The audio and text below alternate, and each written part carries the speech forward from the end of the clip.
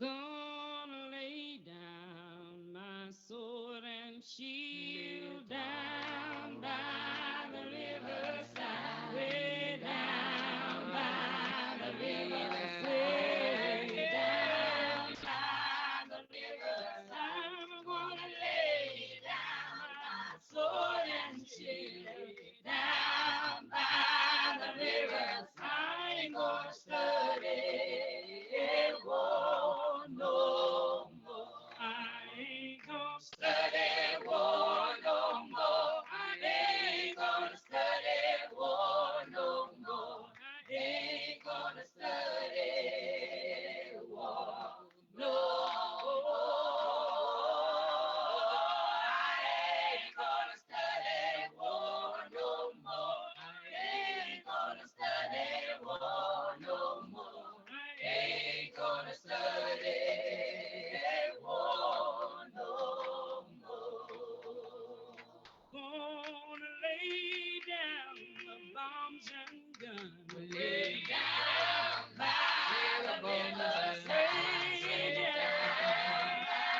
Oh, lay down by the rivers. I'm gonna lay down for the bombs and the guns. Down by the rivers. I ain't gonna study war no more. I ain't gonna study war no more. I ain't gonna study war no more. I ain't gonna study.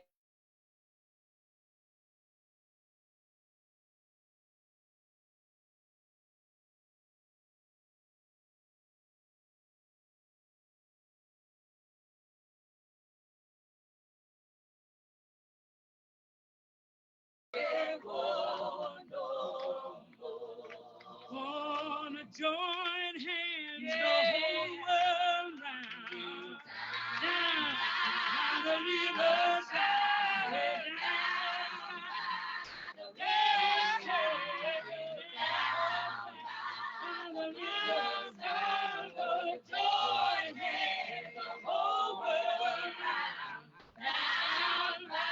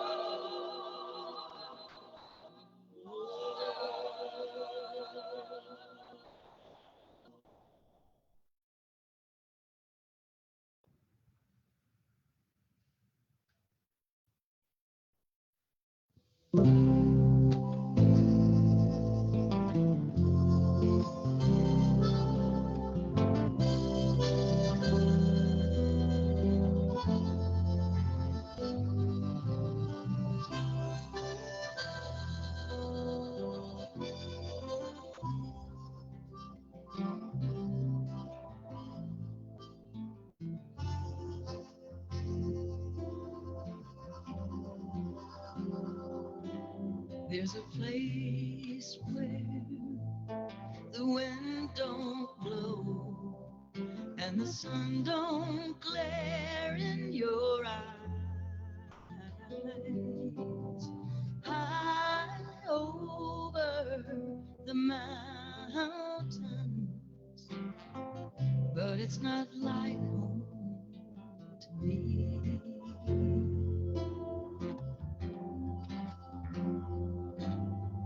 Blowing through these battered walls, let your fingers soften my eyes as a breath of fall rides on your shoulders. Would you soothe these troubled times? Won't you soothe these troubled times?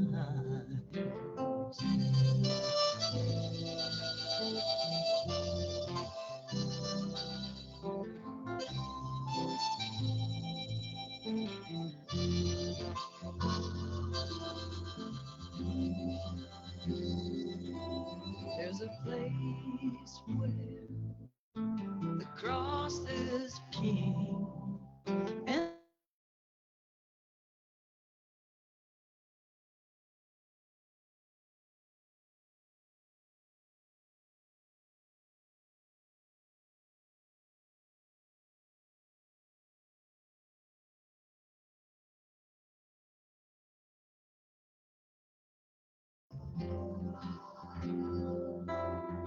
blowing through these battered walls. Let your whispers open our hands as a breath of life rides on your timeless wings.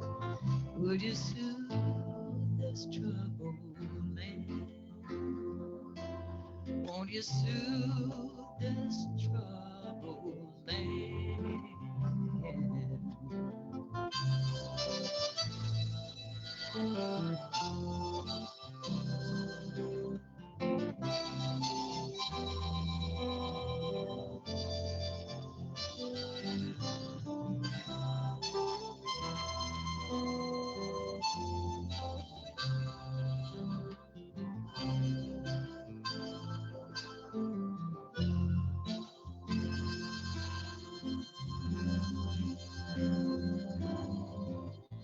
And there's a place every heart is free to seek truth as it can.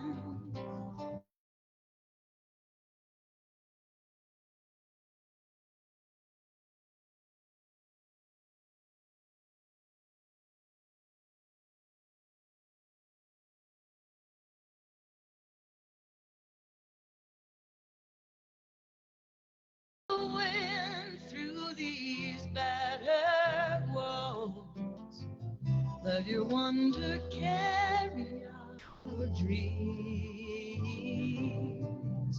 as a breath of justice sweeps across the world. Would you soothe these troubled seas?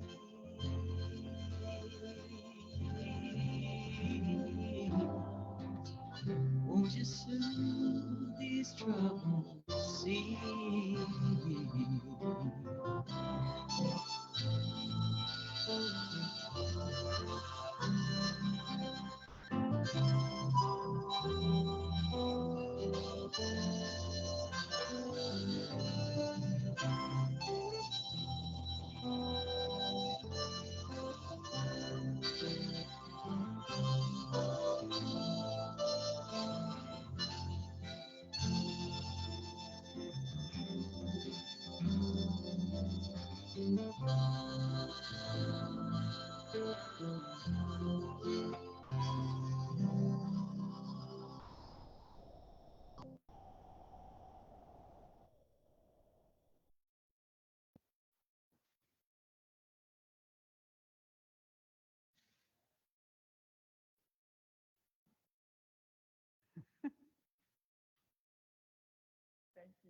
much. Good morning. Welcome to All Souls Unitarian Universalist Church. I will ask, as Reverend Barbara does, if there's anybody that's uncomfortable with me taking off my mask while I'm up here in the pulpit by myself. Is that all right with everybody? Please raise your hand if it's not okay. Thank you. Makes me just a little bit clearer. Anyway, I've been told sometimes I can mumble anyway, but this gives you at least a little bit better shot at hearing most of what I have to say. Again, welcome. My name is Susan Caldwell. I'm the Director of Religious Education here at All Souls. Our minister is the Reverend Barbara Gerald, who is away at long last for her much needed vacation and study leave, which she hasn't really taken in about 3 years. with the things were just different during the pandemic. So we are happy that we're able to give her that time, and over the next weeks we'll have some different things going on in the pulpit, and we encourage you to join us. Whatever your age, race, sexual orientation, gender identity, nationality, background, political affiliation, if you wish to worship with us, you are welcome here. And in our tradition, we view the word worship going back to its Old English roots, meaning matters of worth, that we lift up and we contemplate matters of worth. And among us, our matters of worth may be very different, very varied. They may be many, but we like to think of that, as I always say, as a feature and not a bug, because we learn from each other. We learn from each other as we talk to each other and listen to each other. And so we are united not by a creed, but by a covenant, which is the really sacred promises that we make to each other for the way that we will be together in community, learn from each other, and work together for a better world. So again, you are welcome. And we like to front load the service with a few announcements, and I believe our board person of the day, Kathy Osuch, is here to share those with us. Thank you, Kathy.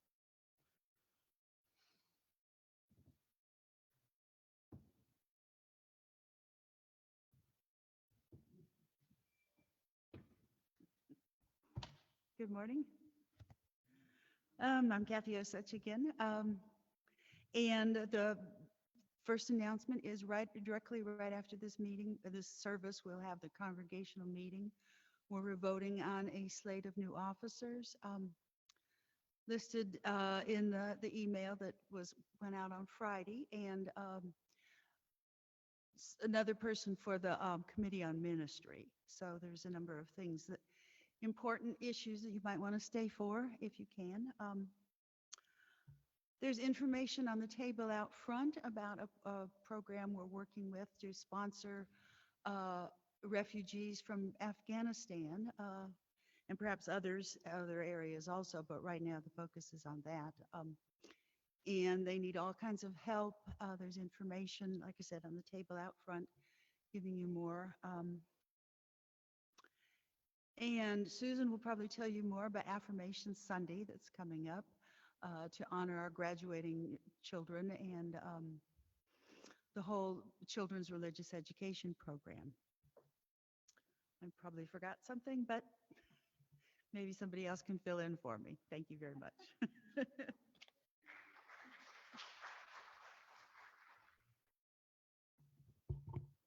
Well, and now it's gone. Where did I put it? There is here it is. And I'll send.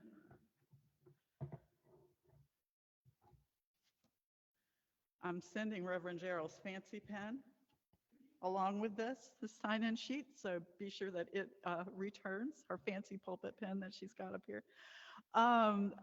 North Louisiana Interfaith is an organization that we work with that works together to create change within our community. And also we are part of a statewide organization called Together Louisiana that works at the state level. We've actually had, we've had some losses this legislative session. We've also had a surprising victory in that 8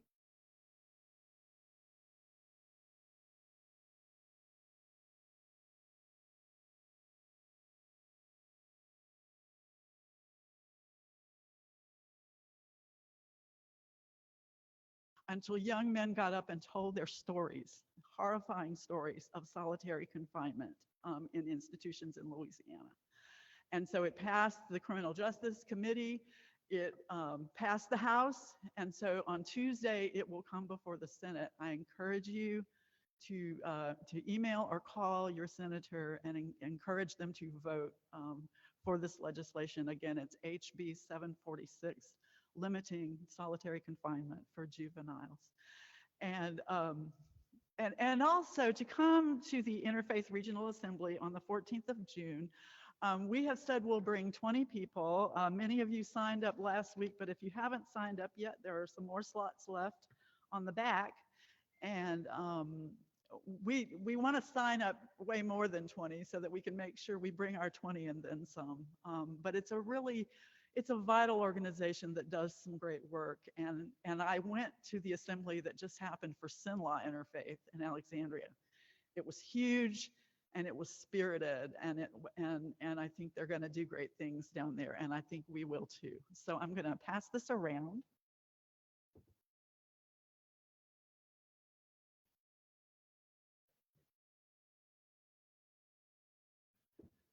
And one more thing, as Kathy said, June the 12th is our celebration of what we call Affirmation Sunday. It is our kind of end of the religious education year. And the religious education year has been weird because we really didn't start classes till after the middle of the year. Start in-person classes. And so, but we want to celebrate that. We want to celebrate our high school graduate, Andrew Lawrence, and possibly our college graduate as well, but we're still in conversation about that, I think. But make a point to be here. It's very celebratory, and you get to hear the graduates speak, and it's just it's a wonderful service. So I really encourage you to put that on your calendar, June the 12th. And if you're home and can join us in person, I really hope that you will that day. It helps the spirit of the event if there are people here. So with that, I think that is everything I have. I invite you just to take a breath. And as you exhale, feel your shoulders just relax down from your ears. Just let them come down and back. And then take another breath. And as you release it, notice that they can still relax a little bit more. They can creep up on you.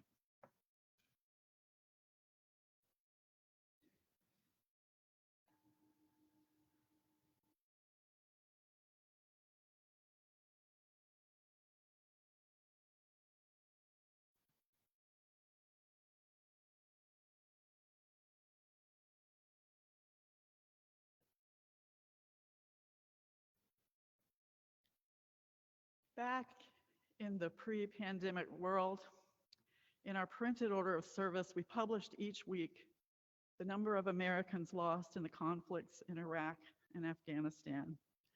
Beneath these dreadful numbers, we printed the words, "We honor the memory of those who died and the dedication of those who serve. For them, we turn our thoughts, prayers, and actions toward peace." It is in that spirit that we offer this service today, a tribute to those who have died in service to our country, and for them, a cry for peace and our pledge to turn our actions to that end. And because of the world we live in right now, we also turn our thoughts to the Ukrainians fighting for their right to exist, and to those lost to violence on our own shores, and our pledge to work for peace here at home as well.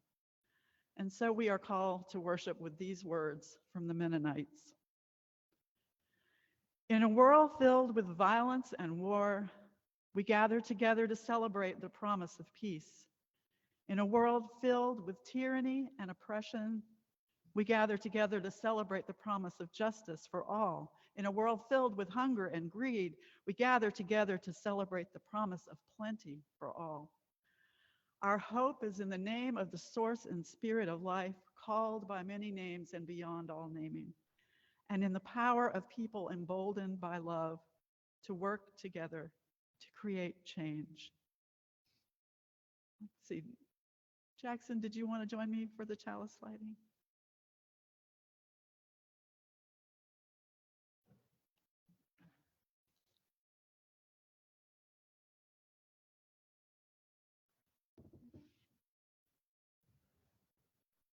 We light this chalice to celebrate Unitarian Universalism. This is the church of the open mind. This is the church of the helping hands. This is the church of the loving heart. Together with mind, hands, and heart, we care for the earth and for each other.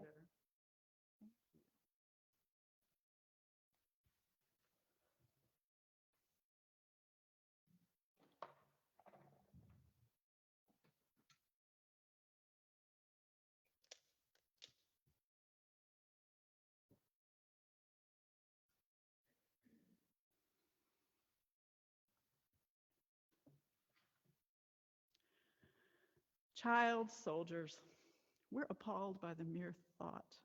Children drafted into armies far from our shores, conscripted into service for the military or the insurrectionists, it doesn't matter.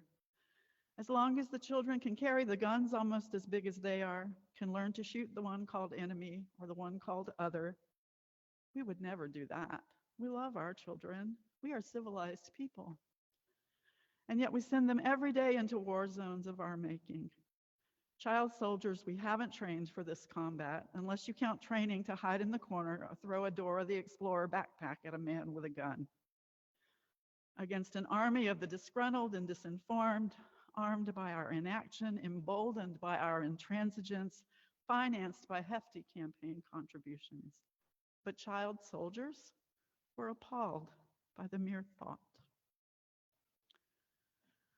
Will you join me in the unison affirmation, which will be printed on the screen and also in your order of service?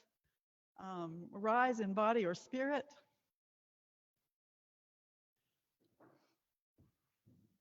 And say it with me. Love is the doctrine of this church. The quest for truth is its sacrament, and service is its prayer.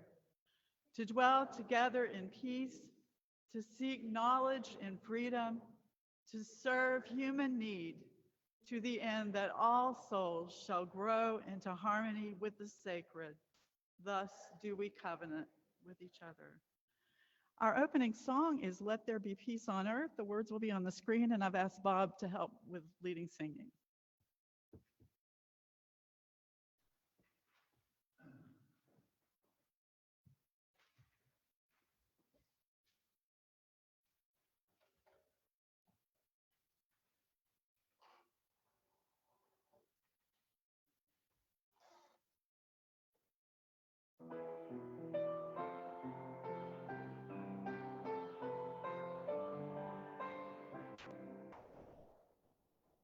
Let there be peace on earth, and let it begin with me.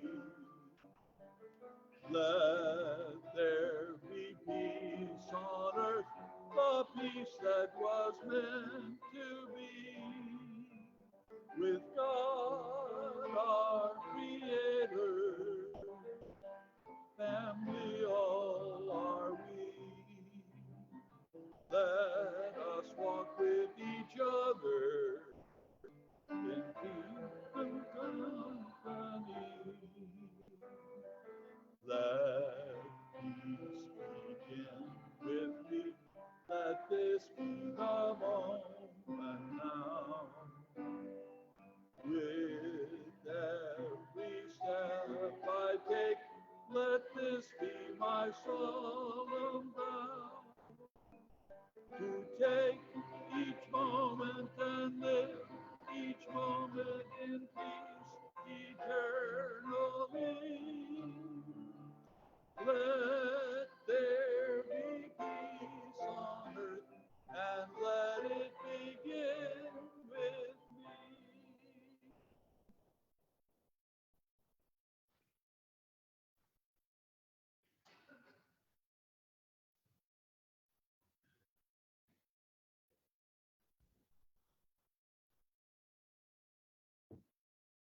Thank you. That's Bob Jordan. I appreciate you helping us with some singing and some guitar playing today. The story I've chosen for today is a story of what's actually the first Memorial Day. And it's a story that, as many things involving Black history in our country, which really is our history, it somehow got lost along the way. But this is the story of the first Decoration Day. It's called A Day for Remembering, inspired by the true events of the first Memorial Day.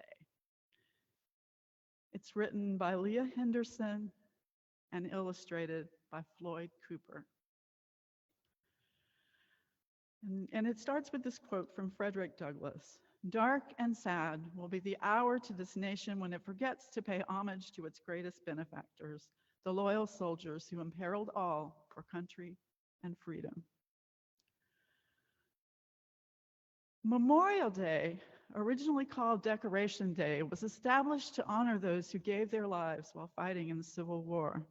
The first Decoration Day was organized and celebrated by former slaves in Charleston, South Carolina, to honor the Union soldiers who had died fighting for their freedom. The holiday has since evolved to commemorate all American military personnel who have died in any and all wars. This is a story of what many consider the first Memorial Day celebration. 9 days in a row, Papa up early and gone again. I still can't go with him, though. He said, "Eli, school is where you need to be reading and counting." But I am counting right here, day 9. Not following Papa is harder than holding a hot potato in my hands. He says important work has to be done, man's work. I rose on my toes then, pointing out my chin, stretching as tall as my 10-year-old self could, but it made no difference. I imagine him out there standing up to folks who spit in our faces, call us names, or try to run us out of our homes because we aren't enslaved no more. Or I think of him putting out fires and keeping order with the 21st Colored Infantry, brown like us, who had marched up Meeting Street, holding their heads high in victory. They had been the first to come when the mayor surrendered the city to the Union. No use begging to follow Papa, though. Mama will only fuss. Eli, you now have the hard-earned right to learn, and it's what's going to get you beyond. Master's locked away learning because knowledge is its own freedom. You're going to school, and no more words are getting split about it. Before the war, worry never let my insides alone, always afraid that Mama or Papa would get sold away, never again to come home. But today, as night falls, Papa comes home looking almost worse than after a day of working master's fields. But he says, we've been digging and building and painting.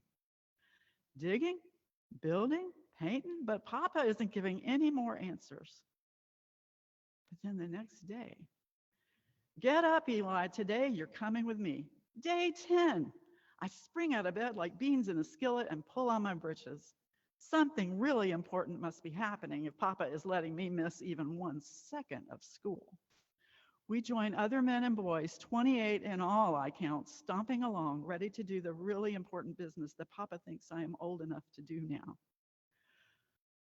We make our way to the race course where wealthy white planters used to watch horses run. It isn't a race course anymore. And during the war, the Confederates made it a jail for captured Union soldiers. They were starving in there, and Mama and her friends used to sneak food to them because they had fought for our freedom. But the living are gone now, and the dead lie at our feet. Papa points to the fence where some of our schoolmates have joined their papas too. Help with the whitewashing, Eli, he says, and one of the ushers from church puts a paintbrush in my hand. As I get to work, the men sing in heavy, deep voices that rattle the dirt. As the sun slips behind the trees, the men raise an arch. I pay my stinging hands and aching shoulders no mind, knowing we've done good work for the soldiers who lost their lives for our freedom. Next morning, all the children get to miss another day of school because this day is that important. Dressed in our best, we join our neighbors who fill the streets carrying bouquets. wreaths, and crosses, headed for the race course. I'm not sure there's a flower left unpicked in Charleston. My schoolmates carry roses and hawthorns, but because I'm the fastest at learning my letters and numbers, I get to carry the flag right out in front. I step high like the important black soldiers did on Meeting Street. Mama marches behind us in her best calico dress, and though I can't see Papa, I know he is somewhere up ahead in the sea of black, brown, and white faces. In lines longer than a mile, we cross into the old race course, singing with our fullest hearts. John Brown's body lies a moldering in the grave, but his soul goes marching on. And although we are singing about John Brown, we are also singing for all the buried Union soldiers. After the last word is sung, quiet comes, our feet shushing along the sandy soil.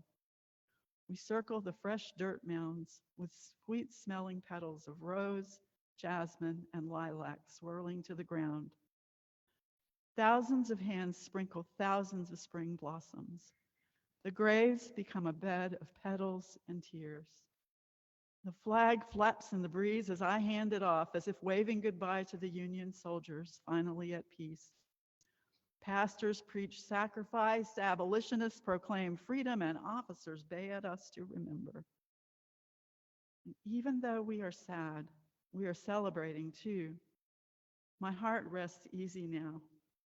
Me, Mama, and Papa can't be sold away, and I'm getting my schooling its own freedom, as Mama says. So my insides feel all good. While breaking bread, we listen to more stories about the martyrs of the race course and freedom. Blurry eyes praise a Union brigade marching around the pond of blossoms. There's lots of head nodding and mm-hms as families gather around the grandstand, remembering, shedding tears, and giving thanks above. The end. And I encourage you, I shortened a lot of the pages, but I encourage you, if you have kids or grandkids, or if you just love children's literature for yourself, I recommend this book to you. Let's sing the children and youth to their classes. Go now in peace, go now in peace. May the spirit of love surround you everywhere, everywhere you may go. For our time of meditation this morning, I'll call your attention to this video that I credit Susan Yellett for finding for me. These are UNICEF Poems for Peace written by children around the world, put together in this video from UNICEF. And let us enter a spirit of meditation as we hold these children, their families, and all people affected by war and violence in our hearts.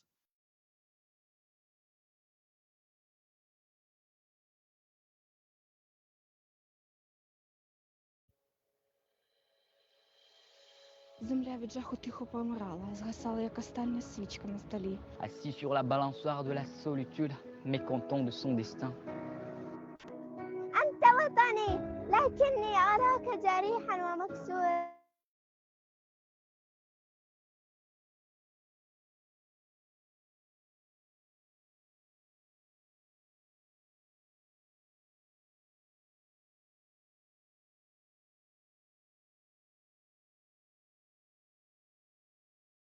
Вы поразили небо. Верните солнце его прошлый свет. نأتي بذكرى زمان حين نذكره ينبري في لظى أشواقنا الشجن. Lever la tête vers le ciel, espérant qu'il y aura un meilleur lendemain. أين ذهب الأمل وكيف غاب الأمان منك يا موطني. هر خوا جنازې دي چې یو بل پسې جګېږي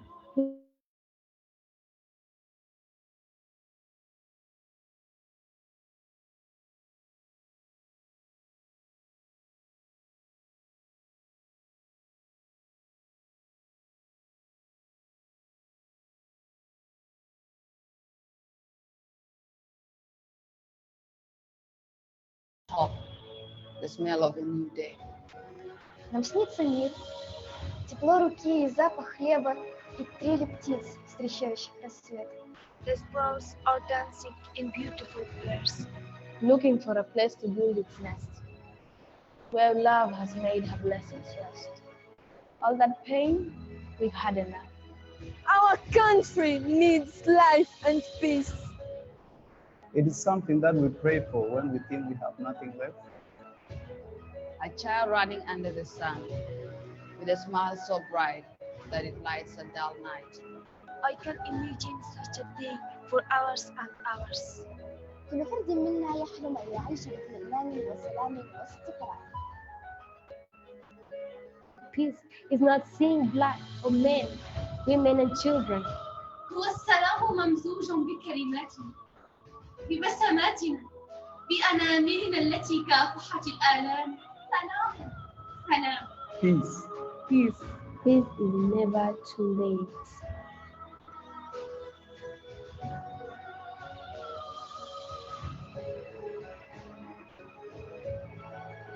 Peace is living in our world without hate.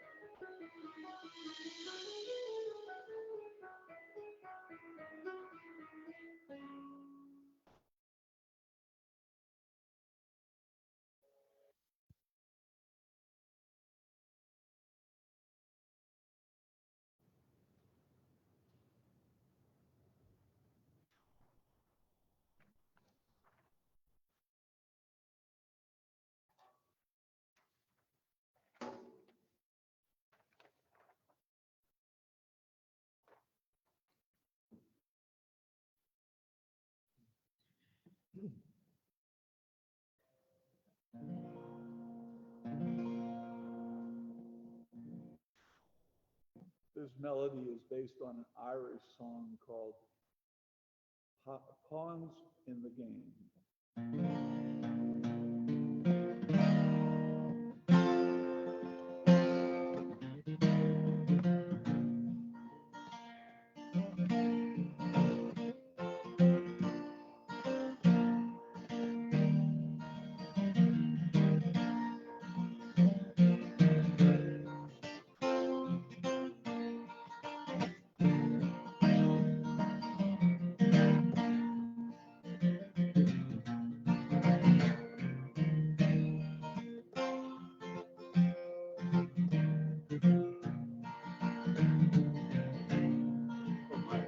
Is nothing.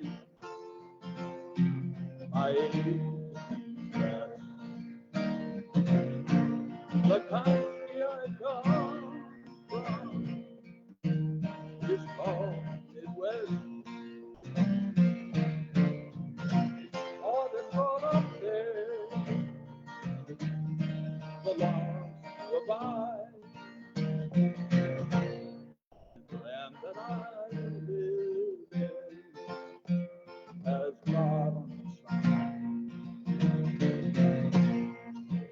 The people tell it, they tell it so well. The cavalry song, the Indians tell, the cavalry song, the Indians song. He was young then, when God on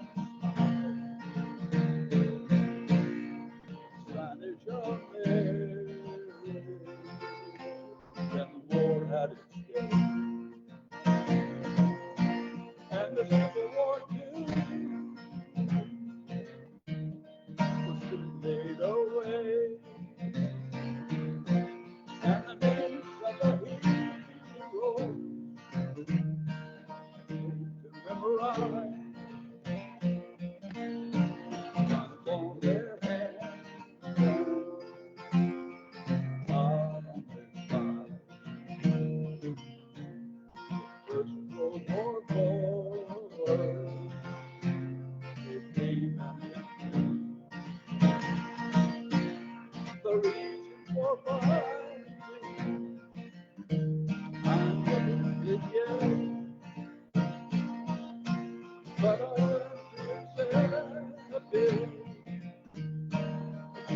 is right. Don't count the dead. God's on the side. World war,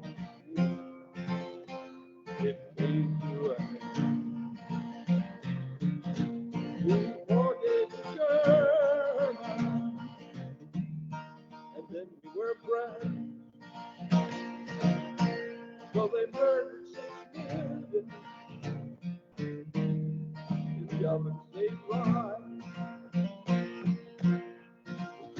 Now to have God on their side.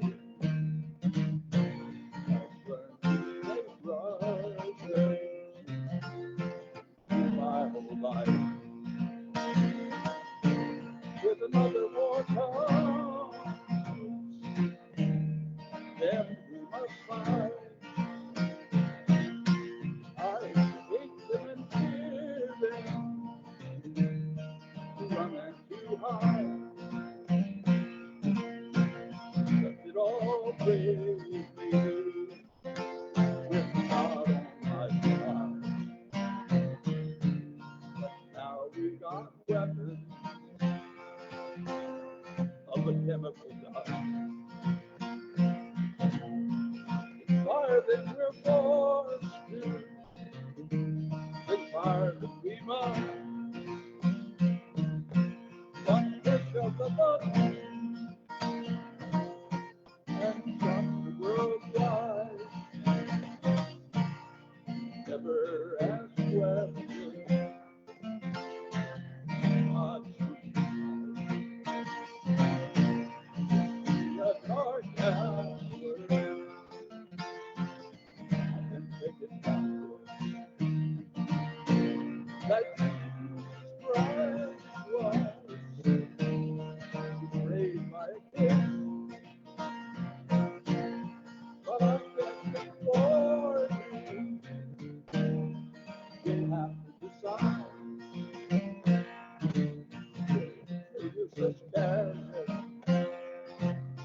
that God on his side. Now as I'm feeling, I'm feeling.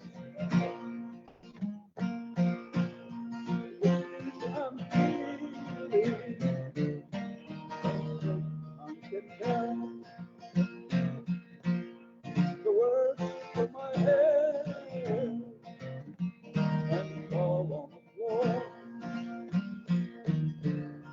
God's on our side.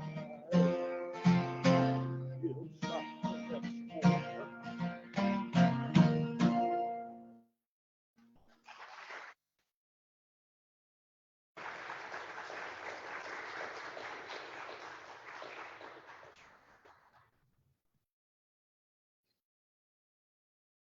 Thank you, Bob.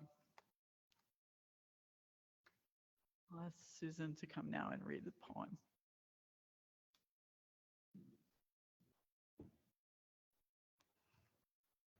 Thank you, Bob. I did not write this. I'm not a poet.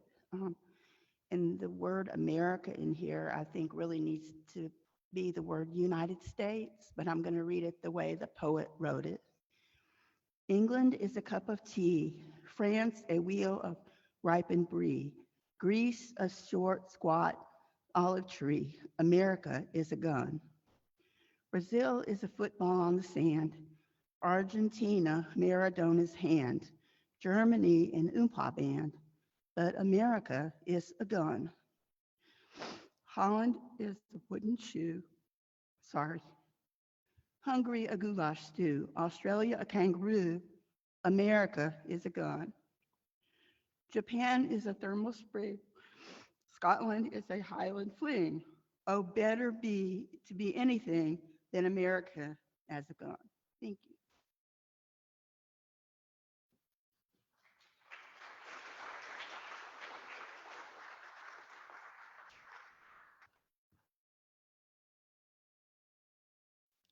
Brittany, I'd like to go back and have our candle lighting. Thank you. Just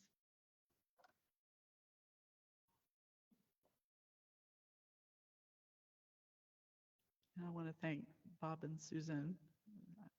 I asked Bob to sing the song, and then we were going to not do the song, and then, and then I'm really glad you did. I love the song.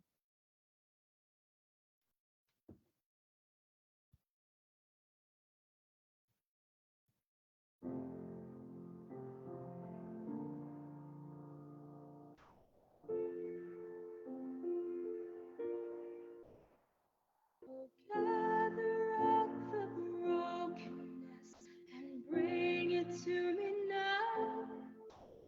The fragrance of those promises you never dared to love. The splinters that you carry, the cross you left behind. Come healing of the body. Come healing of the mind, and let the heavens hear it, the penitential hymn. Come healing of the spirit, come healing of the limb. Behold the gates of mercy in arbitrary space, and none of us deserving the cruelty or the grace. In solitude of longing, where love has been confined, come healing of the body, come healing of the mind. Oh, see the darkness yielding, you tore the light apart. Come healing of the reason, come healing of the heart. Oh, troubled dust concealing and undivided love, the heart beneath is teaching to the broken heart above. Let the heavens falter and let the earth proclaim. Come healing of the altar, come healing of the name. Longing of the branches to lift the little bud, longing of the arteries to purify the blood, and let the heavens hear it, the penitential hymn. Come healing of the spirit, come healing of the limb. Oh, let the heavens hear it, the penitential hymn.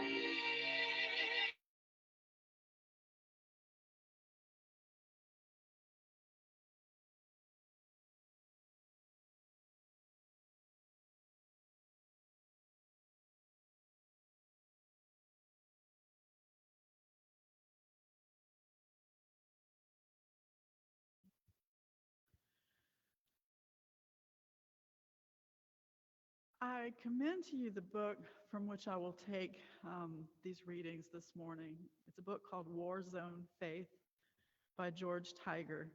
He is a Unitarian Universalist Army chaplain who served 2 tours in Afghanistan and has published a collection of his reflections from his second deployment.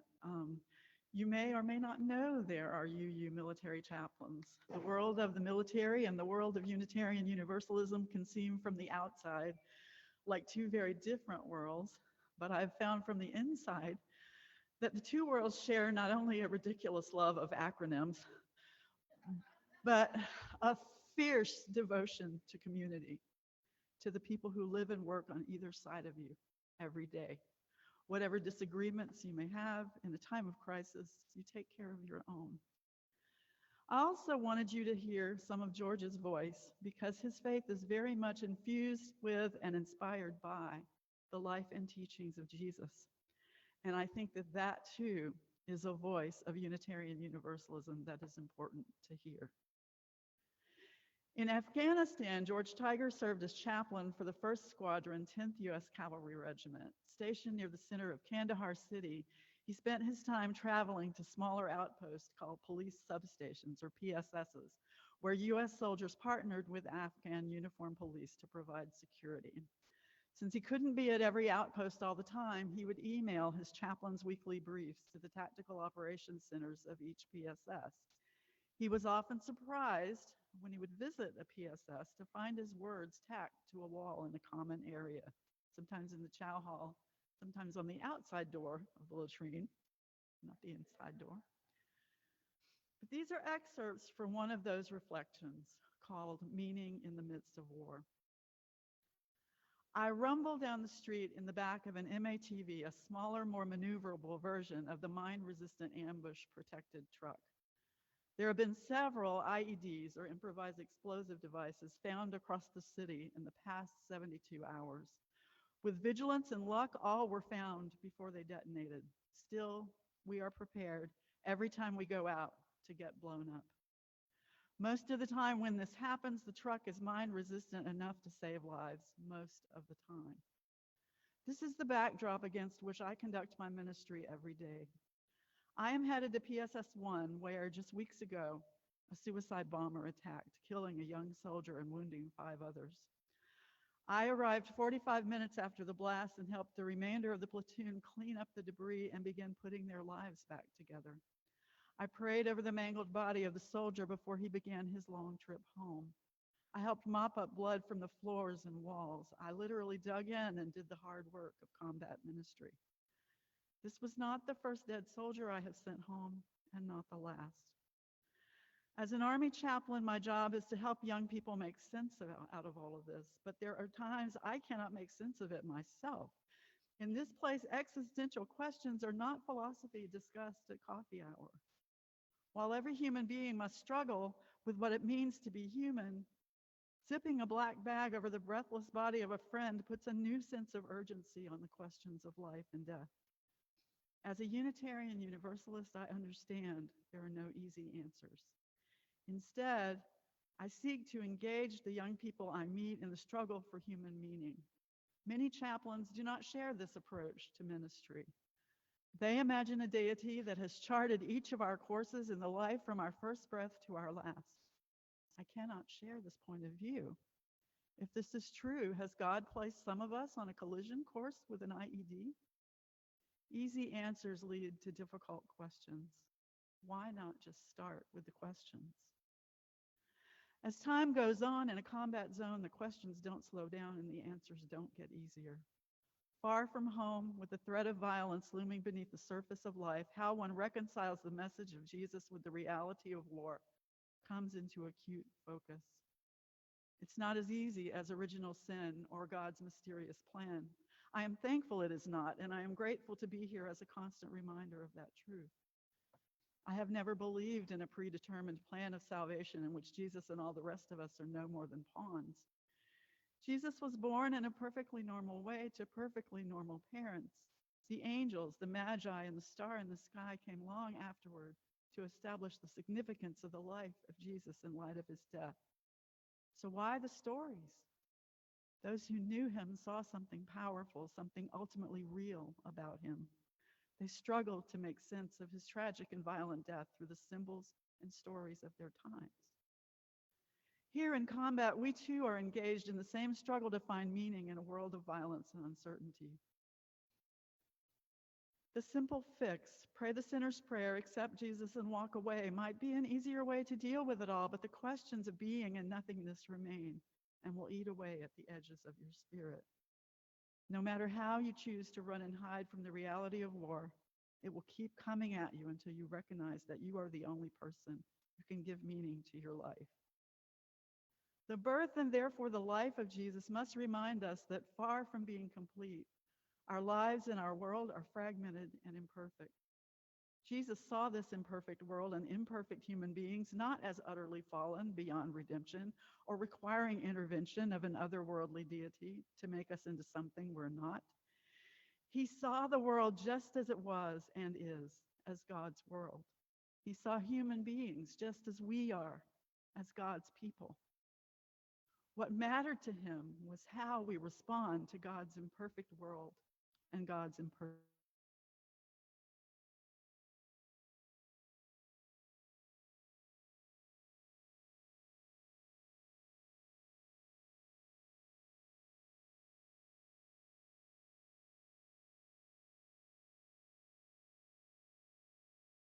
How do you feel with the knowledge that you took the life of another human being? These questions are not your typical coffee hour discussion, but issues I face on a regular basis. And I can tell you that easy answers don't cut it. Thrown into this broken world, dreadful circumstances sometimes require us to do awful things. When this happens, the life of Christ requires we turn to each other and see God's people. The life of Christ beckons us to meet our fragmented selves with compassion, standing with, walking with, hoping with, loving with our fellow human beings. I believe, I hope, I pray that I do these things every day. Yet I cannot tell you how to do them. I cannot reach into my pocket and pull out my leather-bound red letter edition of the Soldier's Bible and point to the answer. In combat, honesty demands that we finally come clean with ourselves and admit that answers do not exist, only questions and only human responses to human frailty. I haul myself up the dusty entry road and into the new cleaned up PSS. A new building stands there now, where debris and death were not so long ago. A young soldier sees me from a distance and quickens his steps to greet me. I have not seen him since I sent his friend on his final ride home. He throws his arms around me. The embrace nearly takes my breath away with its power. Sir, I'm so glad you're here. We've missed you, he says, with his arms still tight around me. In that single moment, all my questions, all my fears, all my confusion faded away. I knew why I was here, why I do what I do, and what it means to live in a broken and fragmented world. There is nothing in the world I would have rather done that day than rumble down the dirty, ancient, dangerous streets of Kandahar City, building meaning in the midst of war. And with thanks to George and all the people that he has served and continues to serve, and in memory of all those lost to war and violence, let us sing together one more step. Bob will help us out with that. The words will be on the screen, or you can find it. I believe it's number 168 in the hymnal, and it's also printed in the order of service.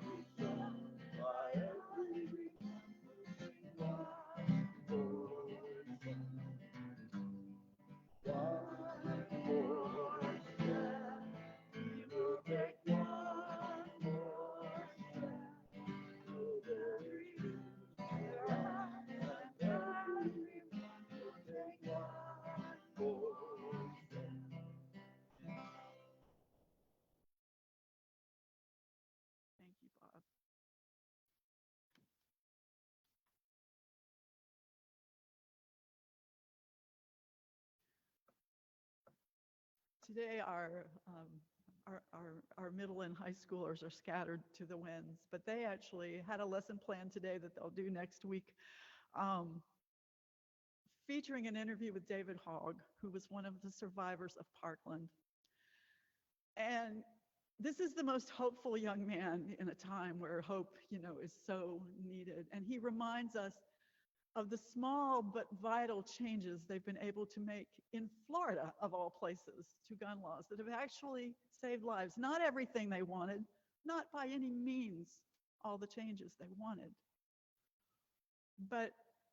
And we keep saying, now is the time, now surely something will happen.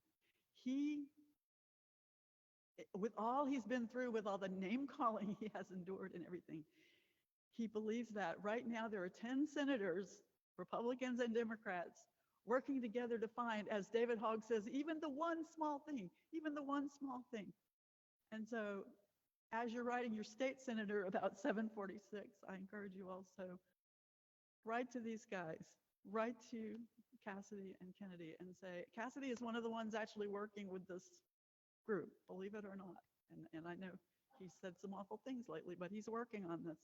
So write to him, encourage him, let your voice be heard. This is from Amanda Gorman, who many of you probably remember was the inaugural poet, and it's called Hymn for the Hurting. Everything hurts, our hearts shadowed and strange, minds made muddled and mute. We carry tragedy, terrifying and true, and yet none of it is new. We knew it as home, as horror, as heritage. Even our children cannot be children, cannot be. Everything hurts. It's a hard time to be alive, and even harder to stay that way. We're burdened to live out these days, while at the same time blessed to outlive them. This alarm is how we know we must be altered, that we must differ or die, that we must triumph or try. Thus, while hate cannot be terminated, it can be transformed into a love that lets us live. May we just not grieve, but give. May we just not ache, but act. May our signed right to bear arms never blind our sight from shared harm. May we choose our children over chaos. May another innocent never be lost. Maybe everything hurts, our hearts shadowed and strange, but only when everything hurts, may everything change. Thank you. And I would say go in peace, but actually stay in peace, because we have a congregational meeting. Thank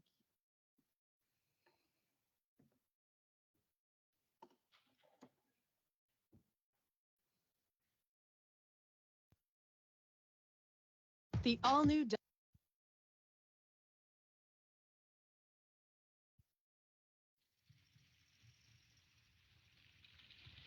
So tomorrow there will be another number for the one who had a name. A desert wind, an April verse, desire to win.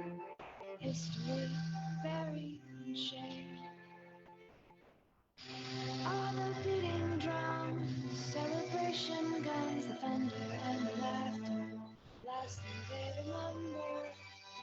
All the beating drums, celebration guns, the thunder and the laughter. And last thing they remember.